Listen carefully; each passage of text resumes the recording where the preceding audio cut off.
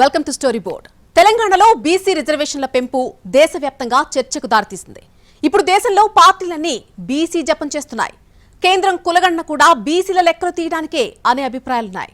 స్వయంగా బీసీ అని చెప్పుకున్న మోడీ బీసీ రిజర్వేషన్ల విషయంలో ఎలాంటి నిర్ణయం తీసుకుంటారనేది తేలాల్సి ఉంది. మొత్తం మీద రాబోయే రోజుల్లో జాతీయ రాజకీయాల్లో బీసీల అంశమే ప్రధాన ఎజెండా కాబోతోంది. ఇదే అంశంపై వాటి స్టోరీ బోర్డ్ చూద్దాం. జనాభా తామాషాలో రిజర్వేషన్ల కోసం బీసీలు ఎప్పటి నుంచో డిమాండ్ చేస్తున్నారు.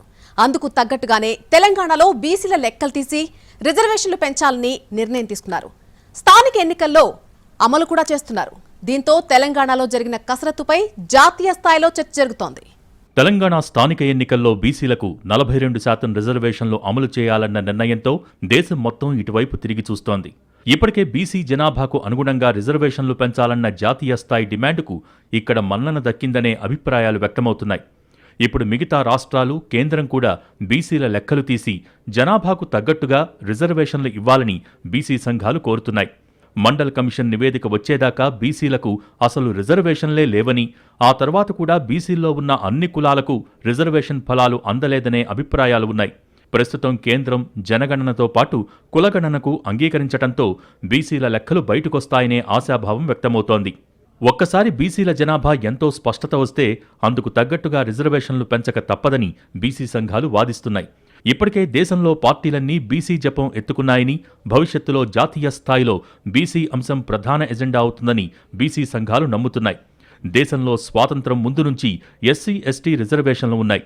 ఆ తర్వాత కూడా అవే అమలయ్యాయి. కానీ దేశవ్యాప్తంగా ఉన్న వెనుకబడ్డ వర్గాలు తమనెవరూ పట్టించుకోవటం లేదనే భావన వ్యక్తం చేశాయి. అలాగే తమకు రిజర్వేషన్లు కావాలనే డిమాండ్ వచ్చింది. తమ జనాభా ఎక్కువగా ఉన్నా అసలు రిజర్వేషన్ లేకపోవడంతో తీవ్రంగా నష్టపోతున్నామనే వాదన వినిపించింది. దీంతో కేంద్రం బీసీల స్థితిగతుల్ని తేల్చడానికి మండల కమిషన్ వేసింది. మండల్ కమిషన్ నివేదికతో బీసీ రిజర్వేషన్లు అమల్లోకొచ్చాయి. దేశవ్యాప్తంగా 27% రిజర్వేషన్లు ప్రస్తుతం అమల్లో ఉన్నాయి. మండల్ కమిషన్ నివేదిక ఇచ్చి 3.5 దశాబ్దాలు దాటింది.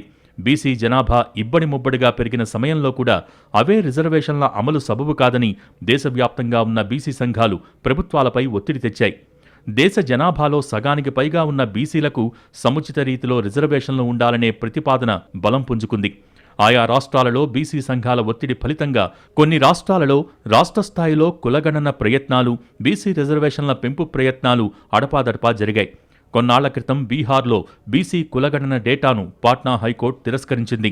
దీంతో కేంద్రం జనగణనలో భాగంగా చేస్తేనే దానికి విలువ ఉంటుందని, లేకపోతే కోర్టులు కొట్టేస్తాయనే అభిప్రాయాలు వచ్చాయి.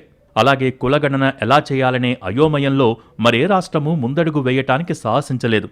కానీ గత అనుభవాల్ని దృష్టిలో పెట్టుకుని నిపుణులతో సంప్రదించి వివిధ వర్గాల అభిప్రాయాలు సేకరించి తెలంగాణ సర్కార్ సమగ్ర కులగణన చేసింది. దాదాపుగా 56 రకాల ప్రశ్నలతో రూపొందించిన సమగ్ర ప్రశ్నావళికి ప్రజలు స్వచ్ఛందంగా సహకరించారని రాష్ట్ర ప్రభుత్వం చెబుతోంది. మొత్తం మీద సంక్లిష్ట ప్రక్రియను విజయవంతంగా చేయటం దేశమంతా తెలంగాణ వైపు చూసేలా చేసింది. తెలంగాణలో కాంగ్రెస్ సర్కార్ కులగణన చేపట్టడంతో బీసీ జనాభాపై క్లారిటీ వచ్చింది. ఈ కులగణన జరిగిన తీరు దేశానికే ఆదర్శమంటున్న రేవంత్ ప్రభుత్వం దానిపై హస్తినలో కాంగ్రెస్ ఎంపీలందరికీ ప్రజెంటేషన్ ఇచ్చింది. ఈ సందర్భంగా కులగణనకు తీసుకున్న ప్రాతిపదికలు, సర్వే జరిగిన తీరును సీఎం, డిప్యూటీ సీఎం సమగ్రంగా వివరించారు. న్యాయ సమీక్షకు నిలబడేలా పక్కాగా డేటా తయారు చేశామని చెప్పారు. ఎవరు కోర్టుకు వెళ్లినా అభ్యంతరాలు నిలబడవనే ధీమా వ్యక్తం చేశారు. కులగణన విషయంలో తెలంగాణ సర్కార్ ప్రయత్నాన్ని రాహుల్ గాంధీ అభినందించారు. ఎన్నో ఒత్తిళ్లు వచ్చినా తన అంచనాలకు మించి పనిచేశారని కితాబిచ్చారు. దేశమంతా తెలంగాణ మోడల్ను అనుసరించాలని రాహుల్ డిమాండ్ చేశారు. తెలంగాణ రాజకీయాలు గత కొన్నాళ్లుగా బీసీ రిజర్వేషన్ల చుట్టూ తిరుగుతున్నాయి. అధికారపక్షం కాంగ్రెస్ బీసీలకు 42% రిజర్వేషన్ ఇచ్చేందుకు రెడీ అయింది. అది కూడా స్థానిక సంస్థల ఎన్నికల నుంచే అమలు చేయాలని నిర్ణయించింది. ఇప్పుడు సర్కార్ బీసీ రిజర్వేషన్ విషయంలో చిత్తశుద్ధితో ఉంది. గత ఎన్నికల సమయంలో బీసీలకు రిజర్వేషన్లు ఇచ్చి తీరుతామని కాంగ్రెస్ పార్టీ కామారెడ్డిలో డిక్లరేషన్ ప్రకటించింది. ఆ ప్రకారం కులగణన చేపట్టిన కాంగ్రెస్ పార్టీ వాటి ఆధారంగా ఓ డెడికేటెడ్ కమిషన్ను ఏర్పాటు చేసింది. ఆ కమిషన్ సిఫార్సుల ప్రకారం రిజర్వేషన్లను పెంచాలని తీర్మానం ఆమోదించింది. మొత్తం మీద బీసీ రిజర్వేషన్ల విషయంలో ముందడుగు వేసిన తెలంగాణ సర్కార్ కాంగ్రెస్కు జాతీయ స్థాయిలో కొత్త ఆయుధాన్నందించింది. తెలంగాణలో కులగణన విజయవంతమయ్యాకే కేంద్రం కూడా జనగణనతో పాటు కులగణన చేస్తామని చెప్పింది. అప్పటిదాకా కులగణన వీలు కాదనే వ్యాఖ్యానాలు చాలా వినిపించాయి.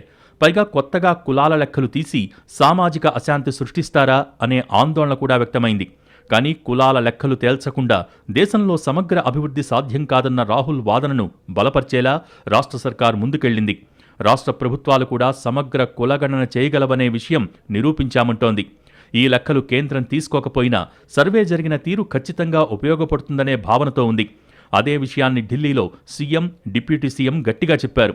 బీసీ రిజర్వేషన్ను వివాదాల తేనెతుట్టగా మార్చిన క్రమంలో ఆ సంక్లిష్టతను ఛేదించే దిశగా తెలంగాణ సర్కారు పనిచేయటం జాతీయ స్థాయిలో కాంగ్రెస్ పార్టీకి కొత్త బూస్టిచ్చిందనే చెప్పాలి. బీసీ రిజర్వేషన్ల విషయంలో కాంగ్రెస్ చిత్తశుద్ధి జాతీయ స్థాయిలో తేలిపోయింది. ఇప్పటిదాకా బీసీ రిజర్వేషన్ల విషయంలో కాంగ్రెస్ స్థానం అన్ని పార్టీలతో పాటే ఉంది. కానీ తెలంగాణ మోడల్ అమలు డిమాండ్ తర్వాత కాంగ్రెస్ మిగతా పార్టీల కంటే రేసులో ముందుకు వెళ్లిందనే భావన వ్యక్తమవుతోంది. మరోవైపు బీసీ రిజర్వేషన్లు అమలైతే ఇప్పటివరకు రాజకీయ అవకాశం దక్కని కులాలకు ఛాన్స్ ఇవ్వాలని, వారి కోసం సబ్కోటా పెట్టాలనే డిమాండ్లు కూడా వస్తున్నాయి. ఇప్పటికే తెలంగాణలో చేసిన బీసీ కులగణన చివరకు దేశవ్యాప్త కులగణనకు దారితీసిందని కాంగ్రెస్ గుర్తు చేస్తోంది. అలాగే బీసీ రిజర్వేషన్ల పెంపు అంశం కూడా దేశవ్యాప్తంగా చర్చనీయాంశమైందని చెబుతోంది. బీసీ రిజర్వేషన్ల పెంపు విషయంలో తమ చిత్తశుద్ధిని ఇప్పటికే చాటుకున్నామంటున్న కాంగ్రెస్ కొత్తగా తాము నిరూపించుకోవాల్సిందేమీ లేదని చెబుతోంది. బీసీల్లో చాలా కులాలుండటంతో ఎవరు బీసీలు అనే చర్చ దేశంలో స్వాతంత్రం రాకముందు నుంచి ఉంది. పైగా బీసీల లెక్కలు తీయాలని ప్రకటించిన ప్రతిసారి కులాల సంఖ్యలో వచ్చిన మార్పు ప్రభుత్వాలను కూడా ఆలోచనలో పడేసింది. మండల్ కమిషన్ నివేదిక తర్వాత బీసీ రిజర్వేషన్లు అమలవుతున్నా ఇంకా అన్ని కులాలకు లబ్ధి చేకూరలేదనే వాదన అలాగే ఉంది. దేశంలో ఉన్న దాదాపు 2600 బీసీ కులాల్లో స్వాతంత్ర్యం వచ్చిన ఈ 78 సంవత్సరాలలో కేవలం 65 కులాలు మాత్రమే పార్లమెంట్, అసెంబ్లీలో అడుగుపెట్టాయి. దేశ జనాభాలో బీసీలు 56% పైగా ఉన్నప్పటికీ పార్లమెంటులో బీసీల బలం 15% కూడా లేదు. దేశంలో 16 రాష్ట్రాల నుంచి ఒక్క బీసీ ఎంపీ కూడా లేరని గణాంకాలు చెబుతున్నాయి. ప్రధాన పార్టీలు మొదట్నుంచి వెనుకబడ్డ తరగతుల కోసం కొన్ని సంక్షేమ పథకాలు ఇవ్వటం, విద్యా ఉద్యోగాలలో బొటాబొటీ రిజర్వేషన్స్ కల్పించటం, కొందరు బీసీ నేతలకు కొన్ని అప్రధానమైన శాఖలిచ్చి తమ ప్రచారానికి వాడుకుని వదిలేయటం మినహా పెద్దగా ఒరగబెట్టిందేమీ లేదనేది బీసీ సంఘాల భావన. రాజ్యాంగంలో బీసీ కులాల రక్షణకు, అభివృద్ధికి సంబంధించి అనేక ప్రొవిజన్స్, ఆర్టికల్స్ ఉన్నప్పటికీ వాటిని అమలు చేసే ప్రభుత్వాలు తూతూ మంత్రంగా మాటల్లో చెప్పి చేతల్లో చూపించకుండా కాలం గడిపేశాయి. 1931లో బ్రిటిషర్స్ జరిపిన జనగణనలో దేశంలో 4147 కులాలు ఉన్నట్టు తేలింది. రాజ్యాంగంలోని 15/4/5, 16/4/5 ప్రకారం వెనకబడ్డ కులాలకు విద్యా ఉద్యోగాలలో రిజర్వేషన్స్ ఖచ్చితంగా అమలు చేయాలని ఉంది. అలాగే రాజ్యాంగంలోని 243(d)(6), 243(t)(6) ప్రకారం స్థానిక సంస్థల్లో వెనకబడ్డ వర్గాలకు రిజర్వేషన్లు కల్పించాలని స్పష్టంగా ఉంది. ప్రస్తుతం కేంద్రం దగ్గర ఉన్న ఓబీసీ జాబితాలో 2642 కులాలు ఉన్నాయి. రాష్ట్రాల జాబితాలో 2892 బీసీ కులాలు ఉన్నాయి. 2011లో జరిగిన జనగణనలో ఎస్సీలు 1234 కులాలు, ఎస్టీలు 698 కులాలు ఉన్నట్టు తేల్చారు. బీసీ రిజర్వేషన్లు సాకారమైతే వారి సామాజిక స్థితిని మెరుగుపరుచుకునే అవకాశం ఉంటుందనే వాదన ఉంది. విద్యా ఉద్యోగాలలో అవకాశాలు పెరగటం ద్వారా ఆర్థిక స్థిరత్వం వస్తుందని చెబుతున్నారు. దేశానికి స్వాతంత్ర్యం వచ్చిన నాటికి బీసీలకు రిజర్వేషన్ లేదు. కేంద్ర స్థాయిలో 1980లో మండల్ కమిషన్ నివేదిక తరువాత వారికి రిజర్వేషన్ వచ్చింది. అప్పట్లో మండల్ కమిషన్ దేశవ్యాప్తంగా ఉన్న 3743 కులాలను బీసీ కులాలుగా తేల్చింది. దేశ జనాభాలో దాదాపు 52% బీసీలుగా అప్పుడు తేలింది. కానీ వారికందులో దాదాపు సగం అంటే 27% రిజర్వేషన్ ఇచ్చారు. మండల్ కమిషన్ నుంచి ఇప్పటివరకు బీసీ రిజర్వేషన్లపై ఎప్పుడూ ఏదో రచ్చ జరుగుతూనే ఉంది.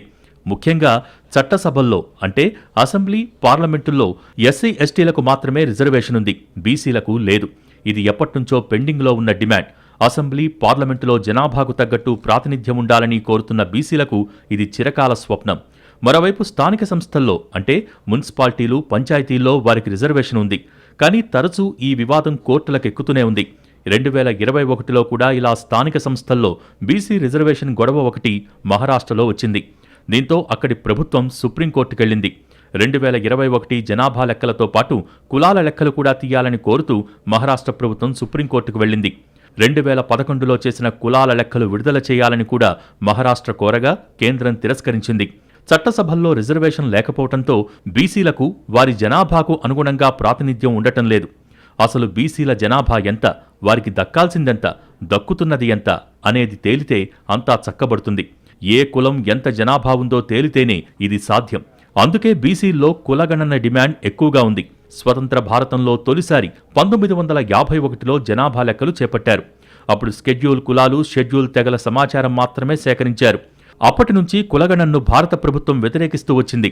దీనిపై విధానపరంగా నిర్ణయం తీసుకున్నామని సుప్రీంకోర్టులో కేంద్రం చెప్పింది. అయితే 1980లలో పరిస్థితులు మారాయి. కులాల ఆధారంగా పుట్టుకొచ్చిన కొన్ని ప్రాంతీయ పార్టీలు కొన్ని రాష్ట్రాలలో చక్రాలు తిప్పడం మొదలుపెట్టాయి. మరోవైపు రాజకీయ వర్గాల్లో అగ్రవర్ణాల ఆధిపత్యానికి వ్యతిరేకత కూడా ఎదురుకావటం మొదలైంది. దిగువ కులాలకు విద్యాసంస్థలు, ఉద్యోగాల్లో రిజర్వేషన్స్ ఇవ్వాలని ఉద్యమాలు కూడా మొదలయ్యాయి. 1979లో సామాజికంగా, ఆర్థికంగా వెనుకబడ్డ తరగతులకు రిజర్వేషన్లిచ్చే అంశాలను పరిశీలించేందుకు భారత ప్రభుత్వం మండల్ కమిషన్ను ఏర్పాటు చేసింది. ఇతర వెనుకబడ్డ తరగతులకు కూడా రిజర్వేషన్లు ఇవ్వాలని మండల్ కమిషన్ సిఫార్సు చేసింది. 1990లో ఈ సిఫార్సులను కేంద్రం అమలు చేయాలని భావించింది. దీంతో దేశవ్యాప్తంగా జనరల్ కేటగిరీ అభ్యర్థులు నిరసనలు చేపట్టడం మొదలుపెట్టారు. బీసీల జనాభా విషయంలో స్పష్టత లేకపోవడంతో పాటు ఎవరు బీసీలు అనే అంశంలో ఉన్న సందిగ్ధాన్ని దేశంలో పార్టీలన్నీ రాజకీయం చేశాయి. ప్రతి రాష్ట్రంలో ఎన్నికలు జరిగినప్పుడల్లా ప్రాంతీయ పార్టీలు బీసీ కులాలపై రాజకీయం చేస్తున్నాయి. అడపాదడపా బీసీల ఓట్లు అవసరమైనప్పుడు జాతీయ పార్టీలు కూడా బీసీ జపం చేస్తున్నాయి. ఇప్పటివరకు రాజకీయ అవసరాలకు తగ్గట్టుగా జరిగిన బీసీ జపం ఇప్పుడు అన్ని పార్టీలకు తప్పనిసరిగా మారిపోయింది. దేశవ్యాప్తంగా బీసీ రిజర్వేషన్లపై చర్చ ఊపందుకున్న తరుణంలో పార్టీలన్నీ నిదానంగా బీసీ వాదం ఎత్తుకుంటున్నాయి. తాము బీసీలకు వ్యతిరేకం కాదని చెప్పుకోవటానికి తప్పిస్తున్నాయి. దేశవ్యాప్తంగా స్థిరమైన ఓటు బ్యాంకు ఉన్న కాంగ్రెస్ బీసీల విషయంలో మద్దతుగా నిలబడటంతో అన్ని పార్టీలు దారికొచ్చినట్టే కనిపిస్తోంది. రాజకీయ భవిష్యత్తు బాగుపడాలంటే బీసీ జపం చేయక తప్పదని గ్రహించినట్టే ఉంది. బీసీల లెక్కలు తీసే విషయం, సాధ్యాసాధ్యాలపై ఇప్పటికే దశాబ్దాల తరబడి చర్చ జరిగింది. ఇక కొత్తగా వాదోపవాదాల అవసరం లేదని బీసీ సంఘాలు చెబుతున్నాయి. ప్రస్తుతం జనగణనతో పాటు కులగణన చేస్తామన్న కేంద్రం బీసీల లెక్కల్ని అధికారికంగా బయటపెట్టి రిజర్వేషన్ల విషయం పునరాలోచించాలనే డిమాండ్ వస్తోంది. కొన్ని ఉత్తరాది రాష్ట్రాలలో బీసీల ఓట్లు కీలకమైన తరుణంలో వచ్చే లోక్సభ ఎన్నికల్లో బీసీ అంశం ప్రధాన ఎజెండా అయినా ఆశ్చర్యపోనక్కర్లేదు. ప్రస్తుతం ఎన్నికల షెడ్యూల్ విడుదలైన బీహార్లో కూడా బీసీల ఓట్లే ప్రధానం. ఇలాంటి తరుణంలో బీసీల విషయంలో ఆచితూచి ముందడుగు వేయాలని అన్ని పార్టీలు ఓ నిర్ణయానికి వచ్చినట్టే కనిపిస్తోంది. బీసీల లెక్కల విషయంలో గతంలో నిజాం సర్కార్ అవలంబించిన విధానాన్ని ఆదర్శంగా తీసుకోవాలనే డిమాండ్లు కూడా ఉన్నాయి. స్వాతంత్ర్యం వచ్చి 7.5 దశాబ్దాలు దాటినా కూడా బీసీలకు న్యాయం జరగకపోవడం సమంజసం కాదని అభిప్రాయాలు వినిపిస్తున్నాయి. ఇప్పుడు బీసీల లెక్కలు తీయాలని రాజకీయంగా ఏకాభిప్రాయం వస్తున్న తరుణంలో ఈసారి తాడో పేడో తేలిపోతుందని బీసీ సంఘాలు కూడా ఆశలు పెట్టుకున్నాయి. 1920వ సంవత్సరంలో సయ్యద్ సిరాజ్ ఉల్ హసన్ నేతృత్వంలో నిజాం ప్రభుత్వం ఆదేశాల మేరకు గుర్తింపు పొందిన 98 హైదరాబాద్ రాష్ట్ర కులాలవారీ జనాభా లెక్కింపును, వారి గోత్రాలను, రాజకీయ, ఆర్థిక, సామాజిక కట్టుబాట్లతో సహా సవివరమైన నివేదికలు తయారు చేసింది. 104 సంవత్సరాల తర్వాత తెలంగాణ రాష్ట్ర ప్రభుత్వం 75 అంశాలతో కూడిన రాజకీయ, ఆర్థిక, సామాజిక, విద్య, ఉద్యోగ, ఉపాధి రంగాలకు సంబంధించి వివిధ అంశాలతో కులాల వారీగా శాస్త్రీయంగా ప్రతి ఇంటి నుంచి సేకరించిన గణాంకాలను విస్తృత అధ్యయనం చేసిన తర్వాత అసెంబ్లీలో బీసీలకు 42% విద్య, ఉద్యోగాలు, స్థానిక సంస్థల్లో రిజర్వేషన్లు ఇవ్వాలనే తీర్మానం చేసింది. 1992వ సంవత్సరంలో పివి నరసింహారావు కాంగ్రెస్ ప్రభుత్వం 73-74 రాజ్యాంగ సవరణ ద్వారా 243వ అధికరణం ప్రవేశపెట్టడం ద్వారా స్థానిక సంస్థల్లో రిజర్వేషన్లని మొట్టమొదటిసారిగా ప్రోత్సహించింది. తదుపరి ఉమ్మడి ఆంధ్రప్రదేశ్ రాష్ట్రంలో ఎన్టీ రామారావు ప్రభుత్వం 1994లో 34% బీసీ రిజర్వేషన్లను స్థానిక సంస్థల్లో అమలుపర్చింది. హైకోర్టులో 34% రిజర్వేషన్ల మీద వ్యతిరేక తీర్పు వచ్చిన సందర్భంలో కూడా సుప్రీంకోర్టులో స్టే తెచ్చుకుని కాంగ్రెస్ ప్రభుత్వాలు పంచాయతీ ఎన్నికలను సకాలంలో 34% బీసీ రిజర్వేషన్తో నిర్వహించుకున్నాయి. కానీ 2014లో తెలంగాణ స్థానిక సంస్థల్లో బీసీ రిజర్వేషన్లు 18%, 23% మధ్య నిర్ణయించారు. ఇక స్థానిక సంస్థల రిజర్వేషన్ వివాదాలలో 1994లో ఆర్టికల్ 243పై సవాల్ చేసిన కృష్ణమూర్తి వర్సెస్ కేంద్ర ప్రభుత్వం కేసులో 16 సంవత్సరాల తర్వాత 2010లో తీర్పొచ్చింది. ఈ తీర్పులో బీసీ సామాజిక వర్గానికి స్థానిక సంస్థల్లో రిజర్వేషన్ ఇవ్వాలంటే ఖచ్చితంగా గణాంకాలు స్పష్టంగా ఉండాలని నిర్దేశించారు. దీంతో అప్పట్నుంచి బీసీ రిజర్వేషన్ అంశాన్ని లీగల్ చిక్కులతో ముడిపెట్టి టచ్ మీ నాట్గా చూస్తూ వచ్చాయి పార్టీలు. మన దేశంలో ఉన్న రాజ్యాధికార వ్యవస్థలు, పార్లమెంటు వ్యవస్థలు, అసెంబ్లీ, కమిషన్లతో పాటు అనేక రాజకీయ పార్టీల కార్యనిర్వాహక శాఖలలో పనిచేస్తున్న వారు ఎంతమంది? అందులో బీసీల శాతం ఎంత? రాజకీయ నాయకులలో అత్యధిక శాతం పదవులు అనుభవించే వారి శాతం ఎంత అని తెలుసుకోవాల్సిన అవసరం ఉందనేది బీసీ సంఘాల మాట. దేశ జనాభాలో 75% మంది బీసీ కులాలకు చెందిన వారనేది సంఘాల వాదన. జనాభా లెక్కలలో ఎస్సీ, ఎస్టీ కులాల వారీగా లెక్కలు తీయటం వల్ల వారికి సరైన రిజర్వేషన్లు దక్కుతున్నాయి. బీసీ కులాల వారీగా ఎలాంటి లెక్కలు లేకపోవటం వల్ల రిజర్వేషన్ల వాటా శాతం కోల్పోవాల్సి వస్తోందనే ఆవేదన ఈనాటిది కాదు. అన్ని రాష్ట్రాలలో ఇదే పరిస్థితి. ఎన్నికల సమయంలో మాత్రమే ఈసారి మేము గెలిస్తే బీసీలకు రాజ్యాధికారం ఇస్తామని మురిపించి ఓట్లు దండుకుని గెలిచాక ఎలాంటి అధికారాలు ఇవ్వటం లేదు. ఈ వైఖరి చూసి బీసీలు కూడా విసిగిపోయారు అనటంలో సందేహం లేదు. ఇలాంటి తరుణంలో కాంగ్రెస్ తెలంగాణలో కులగణనకు శ్రీకారం చుట్టి పూర్తి చేసింది. దీనికి తోడు ఇటీవల దేశంలో ఏర్పడ్డ కొన్ని పరిణామాల నేపథ్యంలో ప్రాంతీయ, జాతీయ స్థాయిలలో ఆయా పార్టీలు తమ మూల సిద్ధాంతాలకు వ్యతిరేకంగా నిర్ణయాలు తీసుకోవాల్సిన అనివార్య పరిస్థితి ఏర్పడింది. రాహుల్ గాంధీ దేశమంతా చేసిన పాదయాత్ర సామాజిక కులగణనను రాజకీయ పార్టీల ఎజెండా మీదకి బలవంతంగానైనా తెచ్చింది. దీని ప్రభావం గత ఏడాది పార్లమెంటు ఎన్నికల ఫలితాలపైన కనబడింది. ఇంకా నిర్లక్ష్యం చేస్తే బీసీలు ఎన్నికల సమయంలో తమ రిజర్వేషన్ల కోసం పట్టుబట్టి అనుకూలంగా ఉన్న పార్టీలకే మద్దతివ్వాలనే స్టాండ్ తీసుకోవచ్చని పార్టీలు ఊహిస్తున్నాయి. గతంలో మాదిరిగా ఇకపై బీసీల్ని మభ్యపెట్టడం కుదిరే విషయం కాదని కూడా అవి గ్రహిస్తున్నట్టే ఉంది. రాబోయే రోజుల్లో ఏ ఎన్నికలు జరిగినా ప్రధాన పార్టీల మేనిఫెస్టోల్లో బీసీల అంశం ఉండక తప్పని స్థితి వస్తుందని భావిస్తున్నారు. ఓటర్లలో మెజారిటీ బీసీలే అని బీసీ సంఘాలు బలంగా చెబుతున్నాయి. అదే నిజమైతే భవిష్యత్తులో జాతీయ రాజకీయ సమీకరణాలు కూడా బీసీల మనోగతానికి అనుగుణంగానే మారవచ్చనే అంచనాలు ఉన్నాయి. బీసీ రిజర్వేషన్ల అంశాన్ని రాజకీయ రచ్చగా మార్చకుండా అమలు దిశగా సాధ్యాసాధ్యాలపై ఆలోచన చేయాలని నిపుణులు పార్టీలకు సూచిస్తున్నారు. రిజర్వేషన్ల విషయంలో అన్ని పార్టీలకు ఏకాభిప్రాయం ఉండటాన్ని శుభపరిణామంగా చూస్తున్నారు. మొత్తం మీద తెలంగాణ సర్కార్ తీసుకున్న బీసీ రిజర్వేషన్ల పెంపు అంశం ప్రస్తుతం జాతీయ స్థాయిలో చర్చ జరుగుతోంది. రేపు పార్లమెంటులోనూ ఈ అంశం ప్రస్తావనకొస్తే అప్పుడు ఊహించని మద్దతు కూడా రావచ్చని, కొన్ని ఎన్డీఏ పార్టీలు కూడా ఈ వాదనను బలపర్చే అవకాశం లేకపోలేదనే అభిప్రాయాలు ఉన్నాయి. ఉత్తరాదిన ఇప్పటికే కొన్ని రాష్ట్రాలలో బీసీ నేతలే చక్రం తిప్పుతున్నారు. వారు తలుచుకుంటే బీసీ రిజర్వేషన్ల పెంపు పెద్ద విషయమేం కాదనే వాదనలు ఉన్నాయి. కానీ ఇప్పటిదాకా బీసీ రిజర్వేషన్ అంశాన్ని ఉత్తరాదిన బలంగా ఉన్న ఏ పార్టీ తలకెత్తుకున్న దాఖలాల్లేవు. చివరకు మండల్ కమిషన్ నివేదికతో లబ్ధి పొందిన పార్టీలు కూడా ఆ తర్వాత ముఖం చాటేశాయని బీసీ సంఘాలు మొత్తుకుంటున్నాయి. ఇప్పుడు వచ్చిన అనుకూల పరిస్థితిని వీలైనంత సమర్థవంతంగా వినియోగించుకోవాలనే ఆలోచన చేస్తున్నాయి. ప్రధాని మోడీ స్వయంగా తాను బీసీ అని చెప్పుకున్నారు. జాతీయ స్థాయిలో ప్రధాన ప్రతిపక్షం కాంగ్రెస్ బీసీ వాదన గట్టిగానే వినిపిస్తోంది. ఇండియా కూటమిలో దాదాపుగా అన్ని పార్టీలు బీసీ జపమే చేస్తున్నాయి. ఎన్డీఏలోనూ కొన్ని పార్టీలు బీసీలకు అనుకూలమేననే వాదన లేకపోలేదు.